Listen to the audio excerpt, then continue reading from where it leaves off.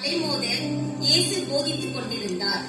அப்பொழுது யாயிர் என்னும் தொழுகை கூட்டத் தலைவர் இயேசுவிடம் வந்து, எனது மகள் சாகும் தருவாயில் இருக்கின்றார், நீர் வந்து தொட்டால் அவள் குணமடைவாள் என்று சொல்லிக் கொண்டிருந்தார்.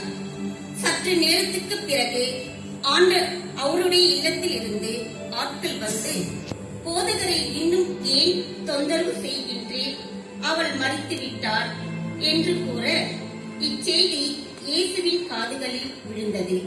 யாயிர் அழுகின்றார். உடனே இயேசு யாயிரிடம், அஞ்சாதே, நம்பிக்கை மட்டும் விட்டுவிடாதே என்று கூறி அவருடைய இல்லத்திற்கு சீடர்களுடன் சென்றார்.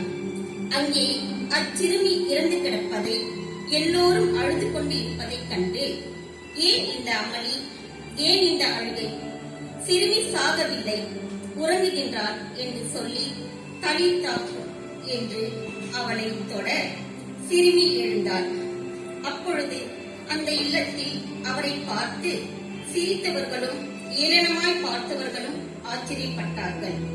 சிந்திக்க, அன்று மரித்தவர்களை எழச் செய்தவர் இன்று இரண்டாம் முறை கீழே விழுகிறார்.